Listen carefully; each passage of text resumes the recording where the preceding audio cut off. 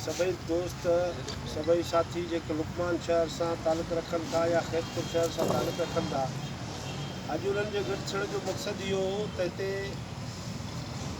50-60 साल खां वठी जत बिरादरी जो जेको झेड़ो हले पियो जंहिंमें तमामु वॾो नुक़सानु इहो थियो आहे त उन्हनि हर वक़्तु जेको आहे सो हिक ॿिए खे लठियूं कुहाड़ियूं धक हणी ऐं जेको आहे सो हिक ॿिए में वॾो तकरार पैदा कयो आहे।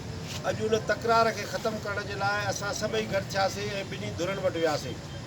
नंढड़े प्लाट जे मसइले ते झेड़ो आहे जेको 7-8 हज़ार फुट झेड़ो आहे जो प्लाट आहे। असांखे अफ़सोस सां चवणो थो पए त हिते रियासती मशीनरी DCO खां वठी SSP ताईं उनजो सॼो नेटवर्क जेको आहे इंतिज़ामिया जो उहो ॼण फैल ॾिसण में थो अचे। 8000 फुट ते प्लाट ते बिरादरी जेके पाण में मिट माइट अज़ीज़ आहिनि उन्हनि जो झेड़ो हले थो पियो। कानून को बि तहरीक में कोन थो अचे। कानून उन ते ज़ाब्तो आणे नथो सघे। कानून उन्हनि खे इंसाफ़ ॾेई नथो सघे।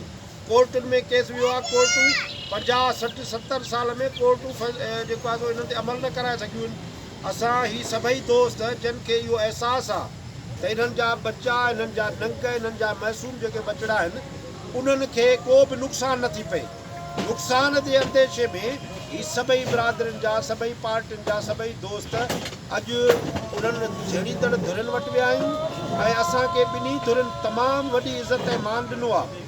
जॾहिं असां हिकिड़ी धुर वटि वियासीं त उन्हनि असांखे चयो त असां फ़ैसिले करण जे लाइ राज़ी आहियूं। ग़रीब जत वारी धुर चयो त असां फ़ैसिले लाइ राज़ी आहियूं। फ़ैसिलो भले किथे बि थिए। उन्हनि असांखे कोर्टुनि जा कागज़ बि ॾेखारिया ऐं पंहिंजो जेको हाल वाल आहे उहो बि कयो ऐं उन्हनि चयो त असां आमादा आहियूं फ़ैसिले ते। जॾहिं ॿी मुस्तफ़ा वारी धुर ॾे वियासीं त उहे बि जेको आहे फ़ैसिले ते आमादा आहिनि।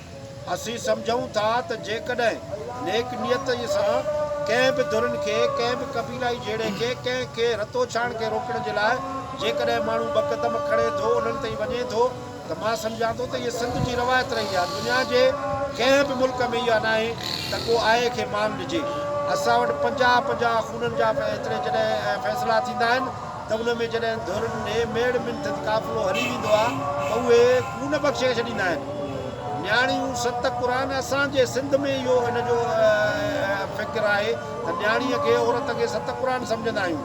अॼु असां हीअ जेके चङा मठा पाड़े जा वठी उन धुर वटि वियासीं। भाऊ नायब आगा नायब पठान ऐं ॿिया सभई दोस्त उन्हनि जी महिनत सां असां सभिनी जॾहिं उते पहुतासीं त असांखे एॾी जेको आहे सो उमेद थी आहे त हीअ जेको लुकमान में 60 साल खां झेड़ो हले थो पियो उहो असांजो हिकिड़ी टेबल ते वेही फ़ैसिले में अची ऐं उहो सुलियो थींदो।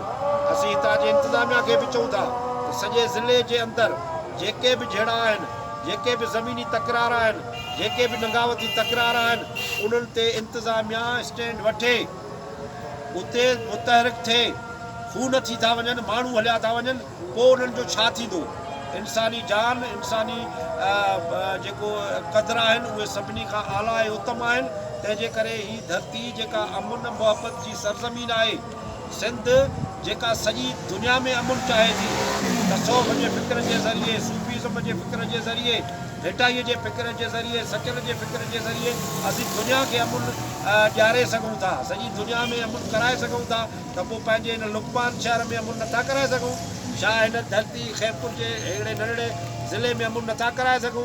असां सॼी सिंध जे उन्हनि जे अॼु ख़ासि करे मीडिया जे थ्रू मां सिंध जे सभिनी उहे क़बीलाई धुरियूं जेके पाण में झेड़ा कनि थियूं जेके क़बीलाई धुरियुनि जा तकरार आहिनि उन्हनि खे मां हिन मीडिया जे ज़रिए अर्ज़ु थो कयां त ख़ुदारा पंहिंजे सिंध अमड़ धरतीअ जे तहफ़ुज़ ऐं उनजी जेको आहे सो बचाव जी ॻाल्हि कयो ऐं जेके पाण में खूनी झेड़ा आहिनि उहे ख़तमु कयो। हीअ धरती अमुन ऐं मुहबत जी धरती आहे। हीअ धरती जेका सॼी दुनिया खे पालण जी ताक़त रखे थी। अॼु उन धरतीअ जा वारस जेके ख़ुदकशियूं कनि था पंहिंजूं मारूं बचा विकिणण ते मजबूर आहिनि। ओॾांहुं सोचो त हीअ धरती जेका गैस तेल कोयलो वाफ़र मिक़दार में पैदा करे थी जेका सॼी मुल्क खे ॾिए थी सॼी दुनिया खे ॾेई सघे थी। उन धरतीअ जा माण्हू आख़िर पाण में छो था विढ़नि नंढनि नंढनि मसइलनि ते?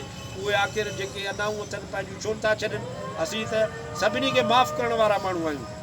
धरतीअ जो फ़िक्र ई इहो आहे त असां दुश्मन खे माफ़ु करणु भाऊ ॿई धुरियूं कहिड़ी तारीख़ ते जेको आहे फ़ैसिले ते राज़ी थियो? असां 3 ॾींहंनि जे अंदरि इन्हनि धुरनि खां ॿिन्ही धुरनि खां तारीख़ वठंदासीं फ़ैसिले जी। ॿ माण्हू जेको आहे सो ॿिन्ही खां वठंदासीं ऐं हिकु जाइ ते वेही किथे जेको आहे सो फ़ैसिलो कंदासीं। उन फ़ैसिले में इंशा अल्लाह ताला ॿई धुरियूं खीर खणंदासीं। वॾी महिरबानी।